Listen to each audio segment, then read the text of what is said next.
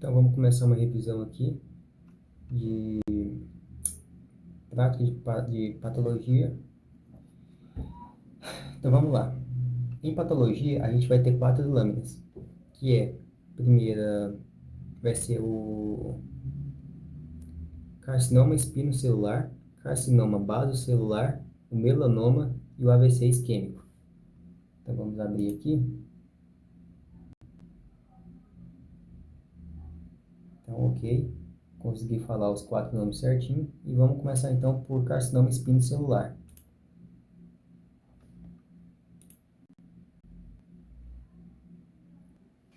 Aqui já deu ruim, mas vamos lá.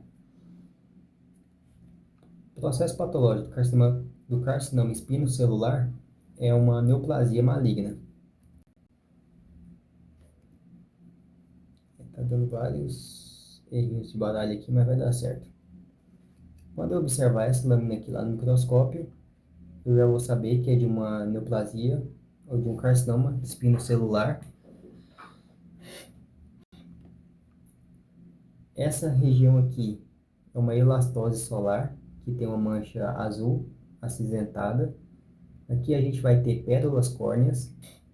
Então, em questão de patologia, se houver algo semelhante a isso daqui, vai ser uma pérola córnea. Então é importante sacar.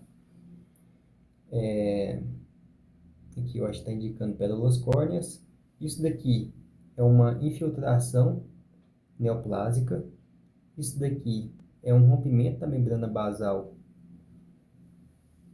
pela neoplasia. E aqui novamente mais pérolas córneas, então todos esses dois são pérolas córneas. Aqui a invasão, né, o infiltrado neoplásico do carcinoma, é isso daí. Pérolas córneas, rompimento da camada basal e o infiltrado neoplásico. Então, todos os aspectos aqui da lâmina estão ok. Agora, os aspectos gerais da lâmina. O carcinoma espinocelular é uma doença invasiva causada por uma neoplasia maligna, onde essas células neoplásicas, elas, por ser uma neoplasia, ela vai ter um alto índice mitótico, mas ela é caracterizada pela displasia. A displasia nada mais é do que o formato e o tamanho das células serem diferentes umas das outras. O carcinoma espinocelular ele tem influência pelas radiações UV e ela se inicia ali na camada espinhosa, por isso que espinocelular. Então, na camada espinhosa da epiderme, quando ela está só nesse estágio da doença, a neoplasia só está ali na camada espinhosa, a gente está em uma classificação do carcinoma espinocelular in situ. Depois que ela atinge a camada basal, rompe essa camada basal e chega no tecido conjuntivo da pele, que é a derme, a gente vai entrar em uma nova classificação do carcinoma espinocelular, que é o invasivo. Nessa lesão, a gente vai poder ver estruturas como os desmossomos, que ficam em volta das pérolas córneas. As pérolas córneas, elas são, digamos, nativas ali da epiderme. Caso tiver pérola córnea no tecido conjuntivo, então a gente já está falando de um caso de carcinoma espinocelular. Outras estruturas que a gente vai poder ver é aquela elastose solar que eu tinha falado. Essa camada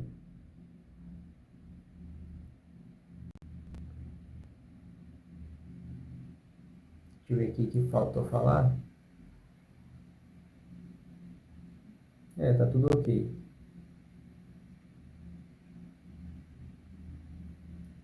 Então, sobre carcinoma espinocelular, é isso daí. A doença é o carcinoma espinocelular invasivo, não esquecer do termo invasivo. E aqui a gente vai ter um infiltrado neoplásico, um processo inflamatório. Aqui novamente mais um infiltrado neoplásico. E aqui as pérolas córneas ao redor.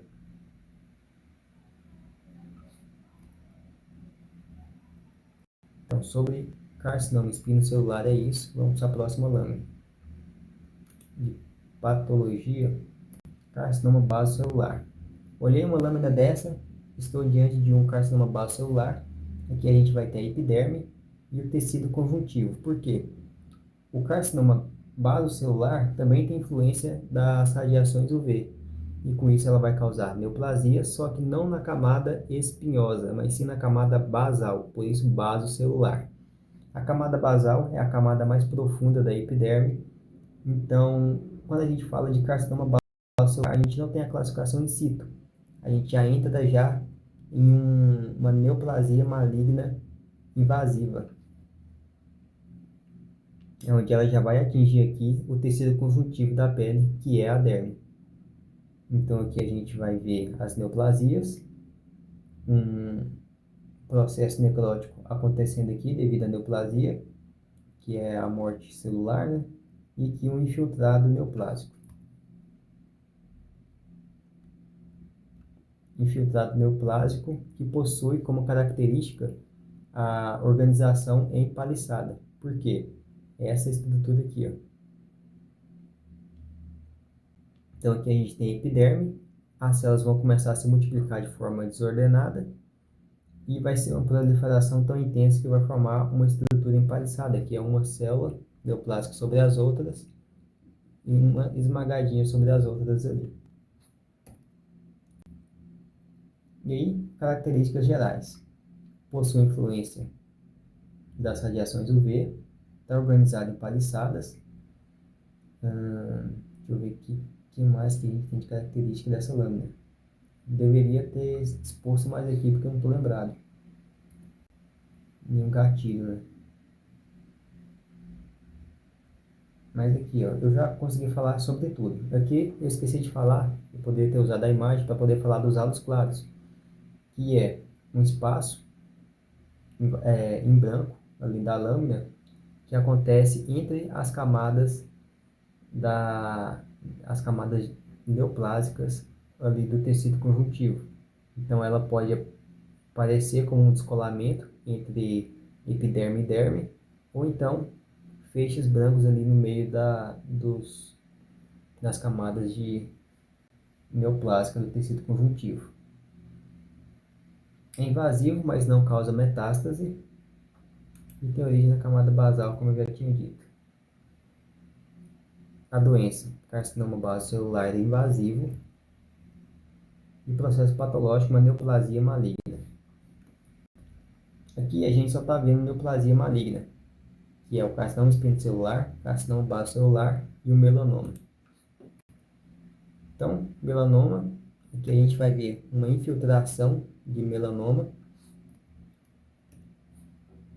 Ela vai ter origem ali na camada basal, através dos melanócitos. E, apesar do melanoma ser uma neoplasia maligna, ela não tem influência, ela não está tão relacionada com a radiação UV, mas sim com as pintas da pele. Pinta da pele, em termos médicos, a gente chama de névos. Então, existem dois tipos de névos principais aqui que a gente estuda, que são os névos melanocísticos e são os névos displásicos. Os névos melanocísticos, eles não têm chance de se transformar em melanoma. Já os névos displásicos possuem essa tendência. Depois que o melanoma ele está estabelecido, ele possui dois sentidos de crescimento. O primeiro sentido é o radial, que é para os lados, e depois o sentido vertical, que é a penetração do melanoma, podendo causar ali a metástase, que é uma das principais características desse tipo de câncer, desse tipo de neoplasia maligna. Então aqui, todos os aspectos eu já falei. E as características é o seguinte: depois dessa penetração desenvolvendo ali através da neoplasia, a gente vai ter essa neoplasia buscando vasos sanguíneos, por isso que ela tem alto índice de metástase. A gente vai ter uma neoplasia repleta de melanina ao redor do tecido conjuntivo, né, porque ela invade a derme. E as células neoplásicas, elas possuem aspectos displásico e desmoplásico. Qual que é a diferença desses dois termos? Displásicos o tamanho e a forma diferentes entre si, entre as células neoplásicas ali, e desmoplásicos é o aspecto relaxado do tecido conjuntivo. Então, torna o tecido conjuntivo mais elástico. E aqui está todos os aspectos que eu acabei de falar.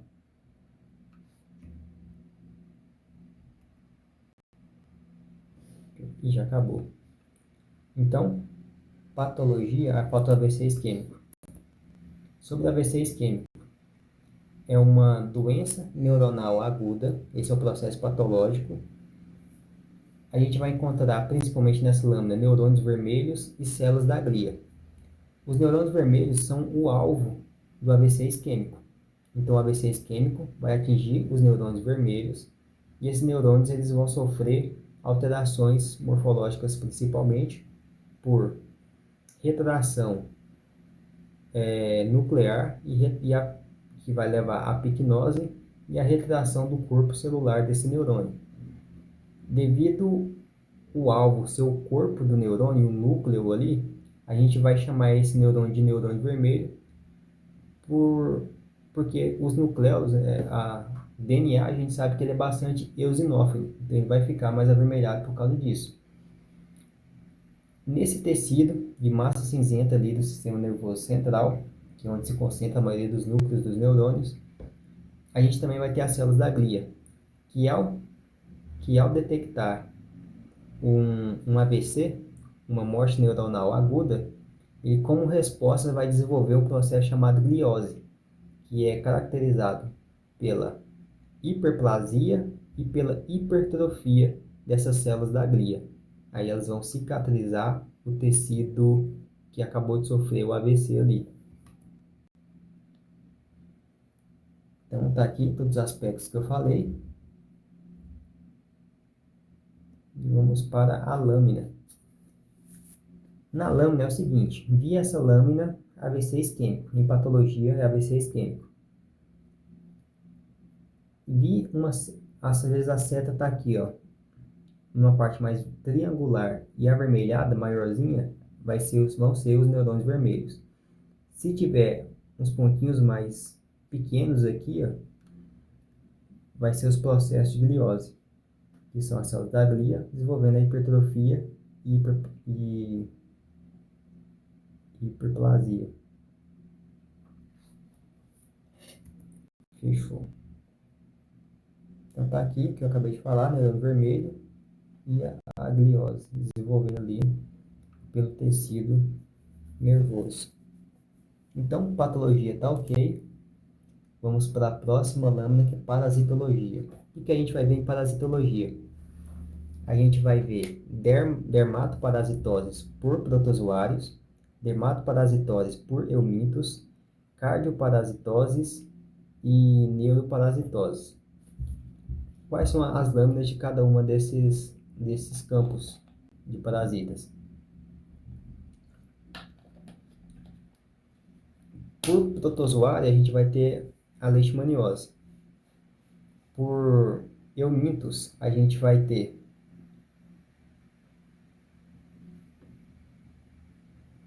ascaridíase, oxiuríase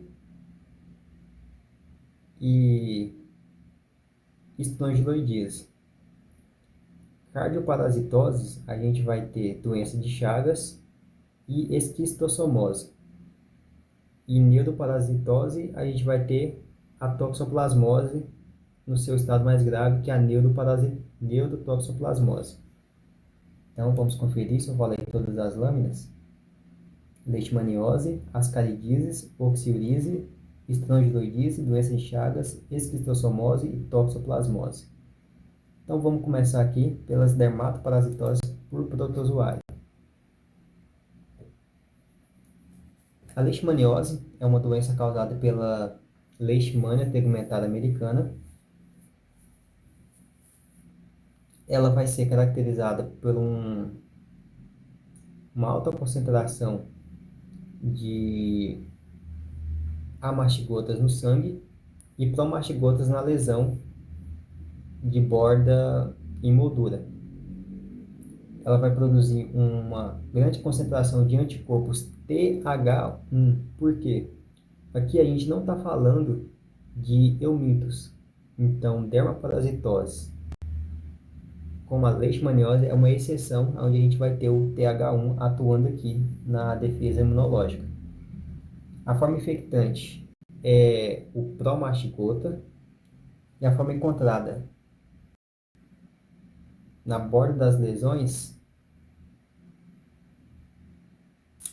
eu vou ter que conferir. Será que é a mastigota?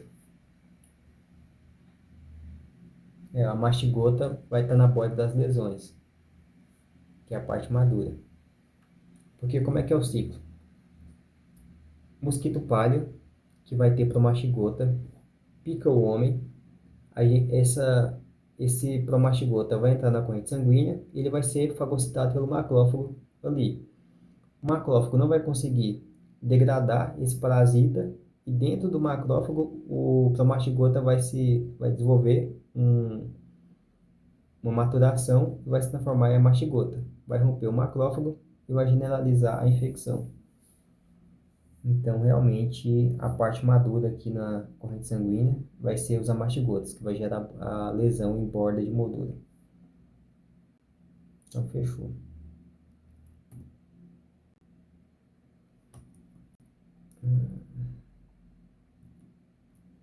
Sobre o diagnóstico. Eu só decorei que é padrão ouro por biópsia. A gente fazer uma biópsia da lesão em moldura. Isso daqui é os macrófagos com os amastigotas. Macrófagos com amastigotas. Aqui são as formas. Então, isso aqui é o amastigotas. Então, geralmente, acho que está aqui dentro do macrófago. E aqui é o promastigota.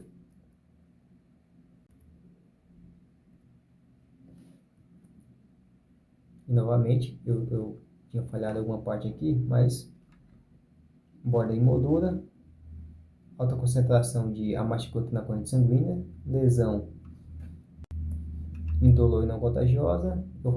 Eu já tinha falado que o agente imunológico predominante é o TH1. E forma infectante é o promastigota e a forma encontrada, já desenvolvida e madura, é o amastigota. Fechou. Dermoparasitose por protozoário só tem uma doença, que é a leishmaniose. Já a dermoparasitose por eumintos já tem várias outras doenças, são 6 doenças. Por quê? Algumas outras doenças têm os seus sintomas e o seu ciclo de desenvolvimento muito parecido com as caridíase. Então eu já coloquei ela aqui dentro, que são a tricoríase, a ancilostomíase e ancilostomose. São nomes parecidos porque é causado por um euminto de mesmo gênero. Então vamos começar aqui vamos para as eumitoses, digamos assim. Ó, olhei a lâmina, tem uns ovinhos assim clarinhos, são ovos de Ascaris lumbricoides. Ela vai causar uma resposta imune predominante por linfócito TH2, que vai liberar interleucina 4, interleucina 5 e interleucina 13. Interleucina 4 vai estimular os linfócitos B a produzir IgE. Interleucina 5 vai desenvolver a eosinofilia. E os linfócitos, interleucina 13, eu não lembro bem a função dela. E não tem aqui. Agente etiológico, Ascaris lumbricoides. Patogenia vai ser a obstrução intestinal. E o diagnóstico vai ser por sedimentação espontânea. Então, para conferir tudo aqui, vamos para a próxima. Estrangeloidíase. É um verme, é um eumínto, né? Mas é como se fosse um verme mais fininho e não dá para ver aqui uma ventosinha como tem lá na oxiuríase. Então é bom diferenciar estrongiloidíase de oxiuríase. Além disso, o agente etiológico da estrongiloidíase é o Strongyloides stercoralis, e vai ser diagnosticada por Baerman Moraes.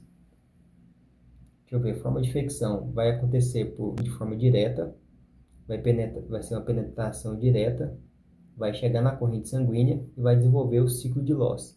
Por isso que a maioria todas as eumitoses vão desenvolver o ciclo de Loss, que vai causar sintomas como tosse e dispneia, porque vai passar ali pelo pulmão e vai causar um processo inflamatório em decorrência disso.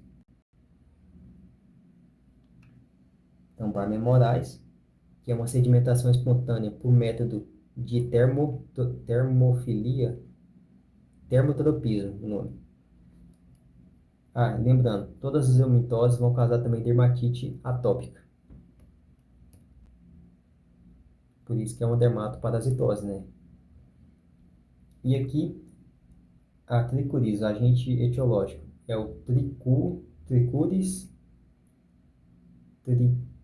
triquiura, esqueci o nome, ancilostomose. É a doença do Jeca Tatu, vai causar anemia e é causado pelo ancilostoma brasiliensis. E o ancilostomíase é a doença ali do gato que vai causar o bicho geográfico. Então, é o ancilostomíase brasiliensis. E esse daqui é o ancilostoma duodenalis. Então, doença do Jeca Tatu causar anemia pelo ancilostoma duodenalis. A doença do gato, do bicho geográfico, vai causar o bicho geográfico por Ancylostoma brasiliensis. Então, fechou. Tricuris triquiura. Eu vou ter que falar esse nome umas 10 vezes depois antes de dormir e sonhar com esse nome porque é o mais difícil aqui até agora. Patogenia. Na tricuris a gente vai ter o prolapso retal, ancilostomose, a anemia e ancilostomias e o bicho geográfico.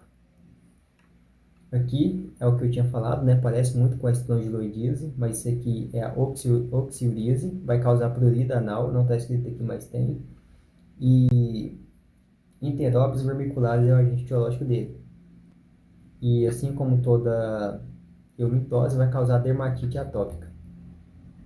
Então, tá aqui, Enteróbios vermiculares, tem essa asinha que eu falei aqui, ó, e tem uma ventosinha também na boca. Às vezes não vai estar tão explícito dessa forma aqui, mas vai dar para ver uma ventosa aqui. Então, tem esses anexos aqui, oxiuríase. Não tem, é só um verme mais fininho, estrongiloidíase. E acabou. Dermoparasitose por eumíntice acabou também.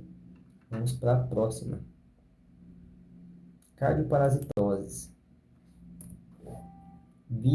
Opa. Bom, doença de Chagas é causada pelo Trypanosoma cruzi. Sobre patogenia e sintomas relacionados. Na fase aguda, a gente vai ter o chagoma por inoculação, que é um sinal como se fosse uma ferida também, que dá na pele, e o sinal de Romanin, que são as pálpebras, tanto a de cima, tanto a de baixo, em um olho só, mais arroxeada, com edema e tudo. Então tá aqui, ó, edema bipalpebral unilateral. Por reação inflamatória, a penetração do parasita nas conjuntivas e adjacências. Mandinha usa termos bons. Ah, esqueci de falar a patogenia da crônica, que é cardiomegalia, megacólon e megaesôfago. E aí, deixa eu ver, não vai aparecer, não apareceu. Mas aqui, novamente, doença de Chagas. Apareceram essas lâminas aqui, são de doença de Chagas, características, onde a gente vai ter o tripomastigota na corrente sanguínea, na fase aguda. E aqui a gente vai ter ninhos de amastigota no miocárdio, na fase crônica. Ah, mas você está falando de processo imunológico. O processo imunológico da doença de Chagas é o seguinte: quando a pessoa é infectada pelo Trypanosoma cruzi, ela pode sofrer a reação por duas vias imunológicas. A primeira via é pelo linfócito TH2, onde ele vai aumentar as concentrações de interleucina 10 e, contrapartida, por feedback negativo, ele vai diminuir as concentrações de interferon gama e fator de necrose tumoral alfa.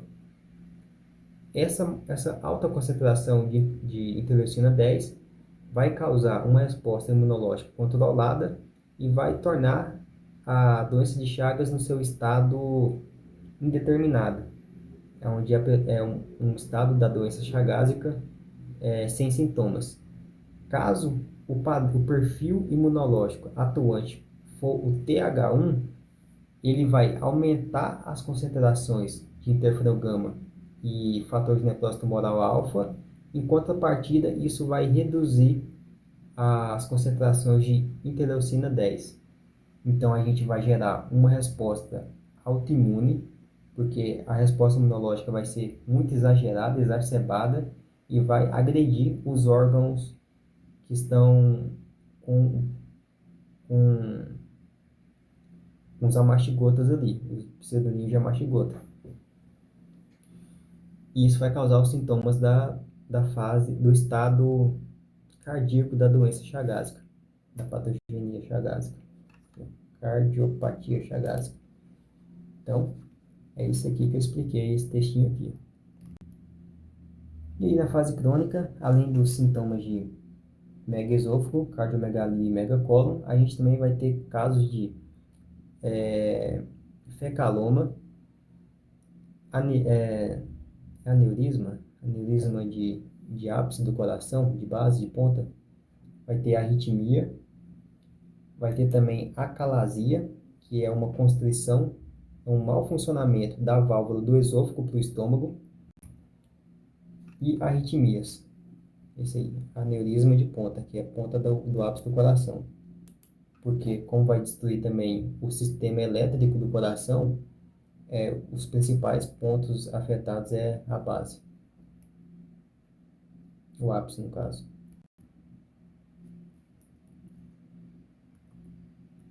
Então, tá aqui, fase aguda, diagnóstico. Na fase aguda, o diagnóstico de Chagas é feito por gota espessa do sangue repleto de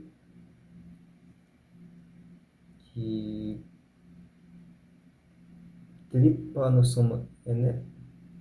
Tripomastigota. Falou tripomastigota aqui, mas é para identificar tripomastigota, tá no sangue. E também tem o ELISA imunofluorescência, que vai encontrar, eu esqueci o nome, antígenos do Trypanosoma cruzi. Então, na fase diagnóstica, a gente vai usar ELISA imunofluorescência e o outro esfregar de gota espessa do sangue repleto de parasita, que é o tripomastigota.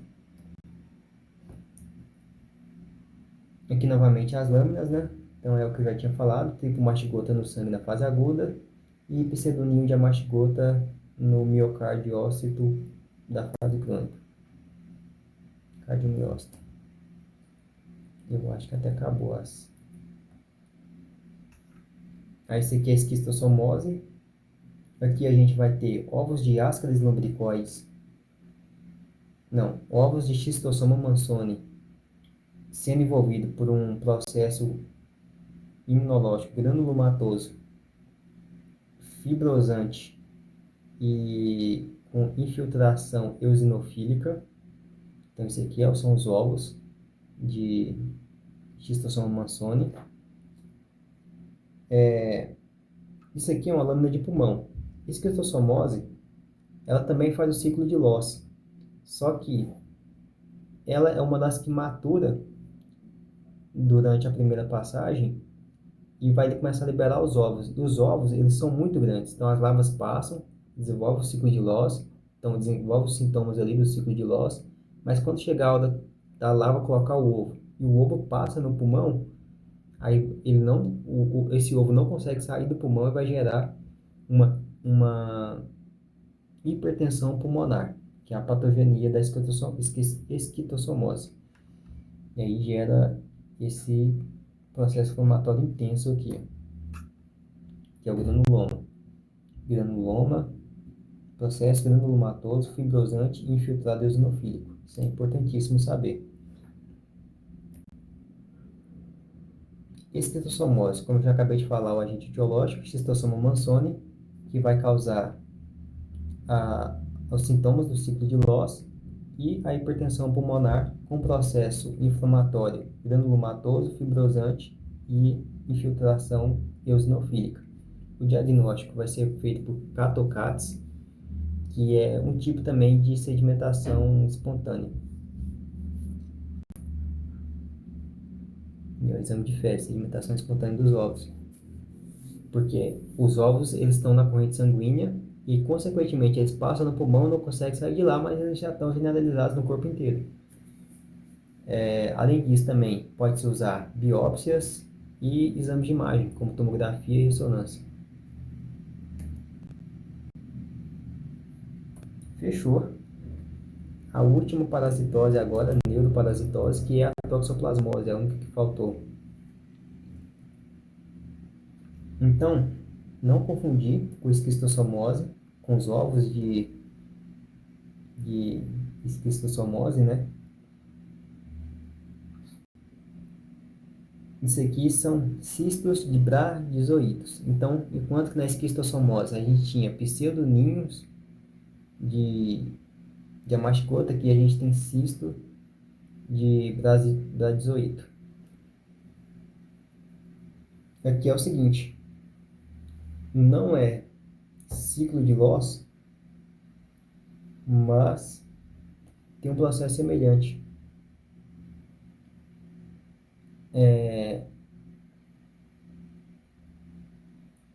Esqueci. Assim, os taquizoídos, eles vão penetrar na pele, eles vão chegar no cérebro, e aí nosso sistema imunológico vai tentar destruir esse taquizoído.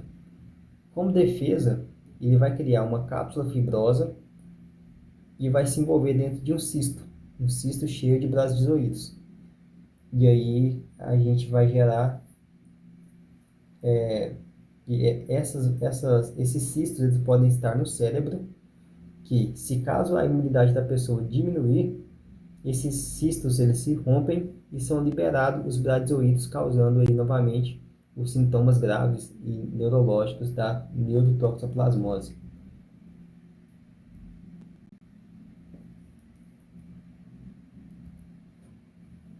Então, agente etiológico da Toxoplasma gondii e pode ser identificado principalmente por exames de imagem, como a tomografia e ressonância, ou então por biópsia também, mas isso aí é mais para os casos em que a pessoa já, né, perdeu massa encefálica e fez uma biópsia do cérebro ali.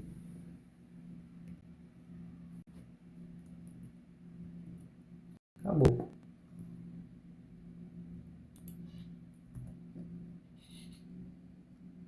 Deixa eu ver se eu acho aqui.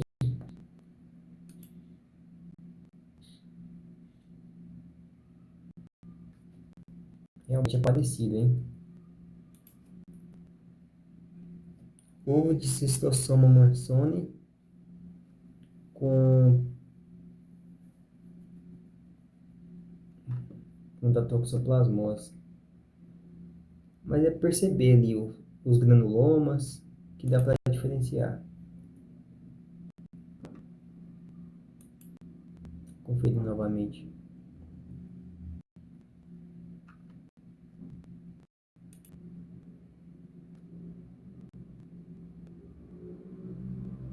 Dá para diferenciar. Esquistossomose é mais escuro e tem ali os granulomas ao redor. Aqui a gente tem uns pontinhos brancos também, talvez por necrose. O cisto de bradizoíto é diferente do ovo de Schistosoma mansoni. Então, fechou. E para finalizar, microbiologia, a gente vai ter 7 lâminas principais, que é Micronídeos, Sporotrix, Staphylococcus aureus, Streptococcus. Aí depois a gente vai ter Candida albicans, Listeria e Neisseria. São 7. Tem também a parte lá das placas, que é os meios de cultura, mas isso aí é relevante. O negócio é ter 7 lâminas. Vamos lá. Nossa. Aqui a gente vai ter uma lâmina de Streptococcus, que vai causar doenças como erisipela, impetigo, bolhoso. Aqui a gente vai ter uma lâmina de Staphylococcus aureus e aqui de Escherichia coli. Ambas as doenças vão causar impetigo e erisipela. A Staphylococcus aureus é uma gram positiva e essa aqui é gram negativa. Streptococcus são bacilos e aqui são cocos, não são tem uma classificação que ele é o conjunto de uvas, né? É depois do monococcus e diplococcus. Então elas são aglomerados bem maiores. Então, erisipela e impetigo. Aqui são os micronídeos, que são dermatófitos unicelulares, causadores de micoses subcutâneas.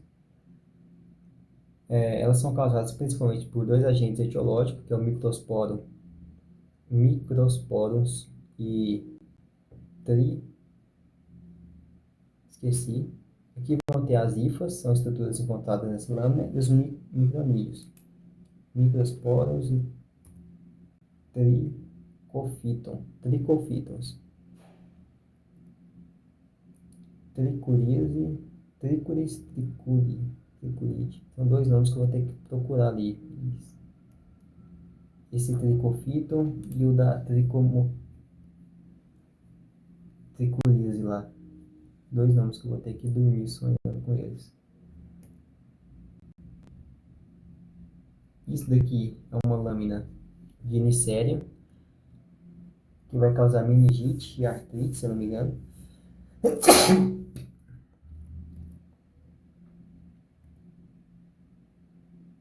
Aqui são os meios de cultura, água mais sangue. Aqui vai ter salmonella, o Restus Staphylococcus e Schistopodotrix. Esse aqui é a Candida albicans, que vai causar candidíase oral e vaginal. Isso daqui não confundir jamais com a lâmina lá de patologia, aquela primeirinha. Nem vou falando para não confundir. Mas ela é causada pelo esporotricose.